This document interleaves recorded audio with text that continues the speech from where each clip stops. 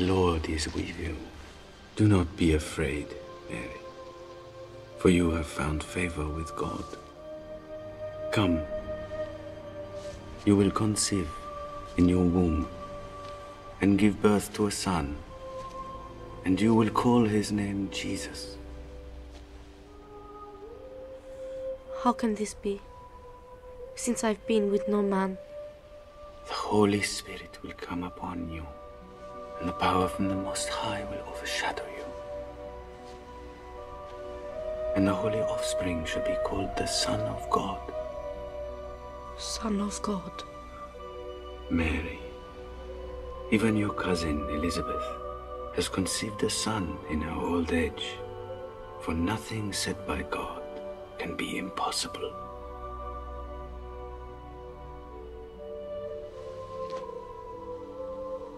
Let it be done to me, according to your word.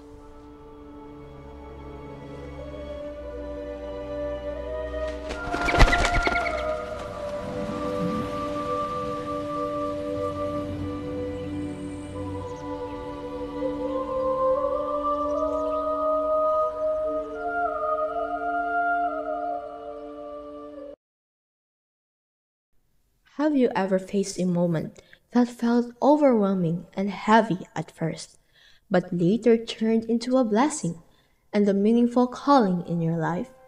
Do you believe that an unexpected message arrives at a moment when we least expect it? And it is carrying both uncertainty and possibility. And so, this story begins with a moment just like that. A piece of news that gently shifts the direction of someone's life in a brighter direction. And just like one of the joyful mysteries, which is the Annunciation of the Archangel Gabriel to the Blessed Virgin Mary, in real life and school contexts, such messages can appear in unexpected opportunities, quietly guiding us students toward responsibility, growth, and a brighter path.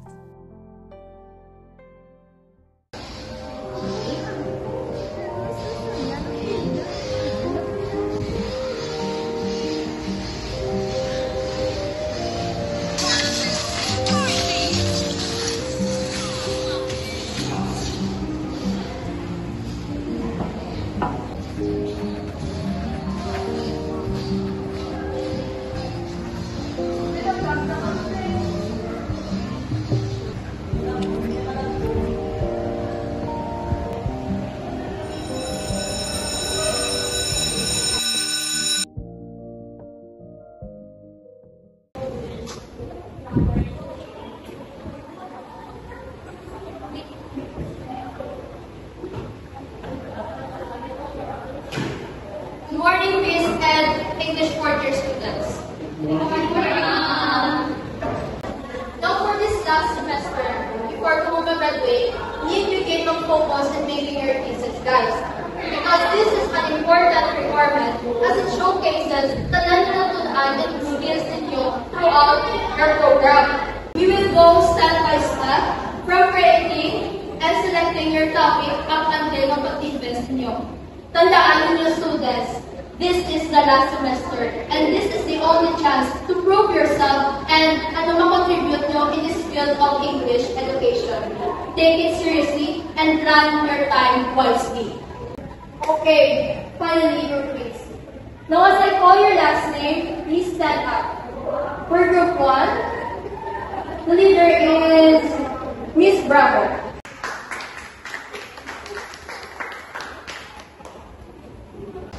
Then for group 2's leader is Miss Obligado.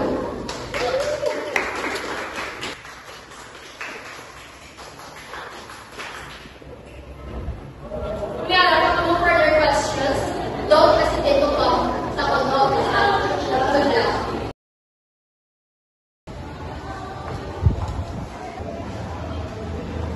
Ma'am Vargas, excuse me and good morning po. I have something important to say. Ano ba lamang how? Pwede ka switch later. Hindi ko be sure, ma'am, if capable kung mag-handle. And I am very new naman sa leadership. Dear, I am sorry, but it is not possible na i-study niya later. Iimo na yan ang responsibility. You are a future educator. And educators don't only learn in school. I'll be honest with you. If you think you can handle this task, hindi ka bagay na maging isa ka teacher. If you think you are, pamakud na dapat ka maging isang teacher. Okay, Mom, I'll try. Don't just try, but do it.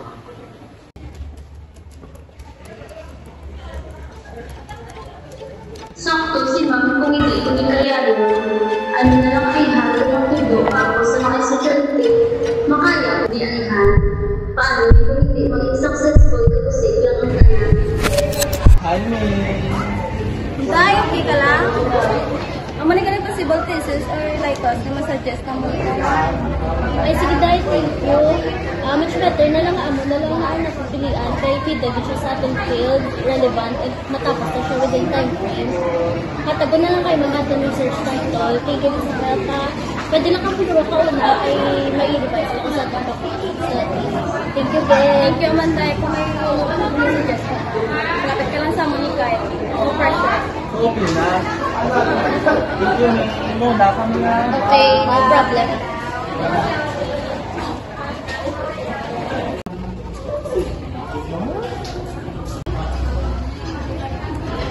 Dahil okay ka lang? Kasi na-pressure ka na? Ha? Ako? Oo, okay lang ko. Sure ka? Okay ka lang? Hindi ka give the open up someone if everything feels heavy kasi pwede mo niyambal someone what's happening inside your mind. Ito weird. Mag-umulang ko gin sa pack. Subong lang ka conversation nga amo ni. Ha? Ako? No, yeah, man ko di. Pero very observant, man ko nakita ko man how dedicated kag hardworking you are. Hindi mo na pag-underestimate yourself because you're capable than you think. Dahil nakatanay, unwind ka.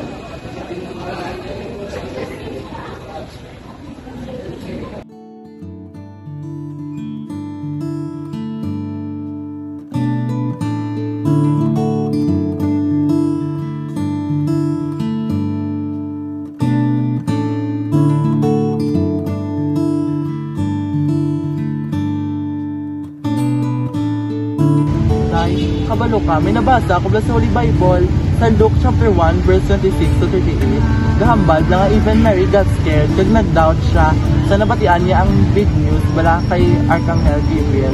Pero nang iya bala nga faith kag nagpati lang din siya bala sa tudo. Naging part siya bala sa extraordinary nga event sa life sa Ginoo. Kay naghambal siya yes sa plano sa Ginoo siya.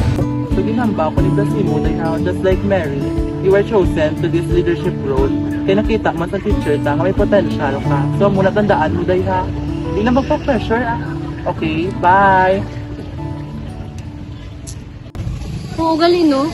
Sakto, gid man ang ambal ni Kyle nga need ko man mag-seek sa guidance ni God kag ni Mama Mary.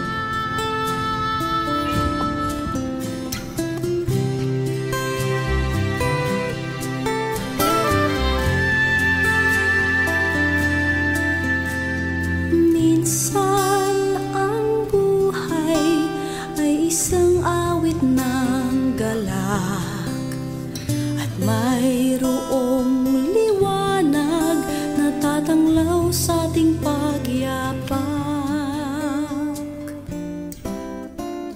Minsan ang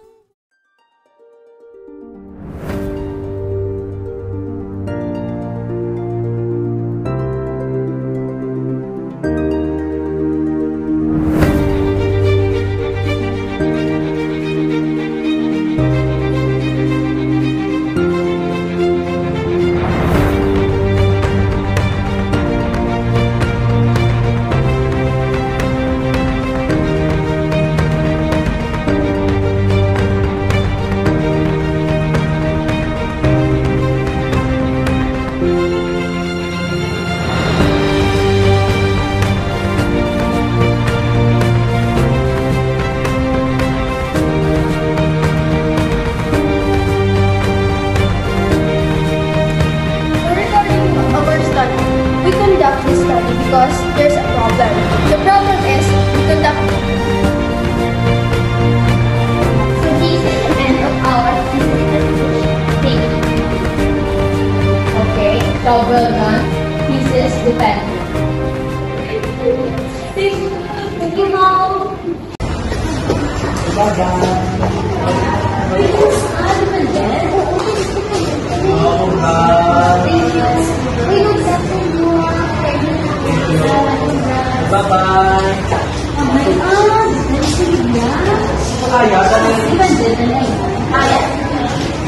Okay lang ba?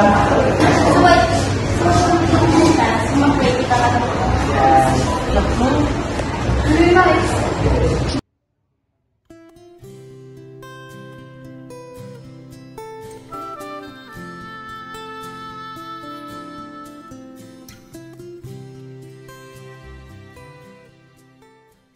Good afternoon, everyone, especially to our panelists, advisors, and co-researchers.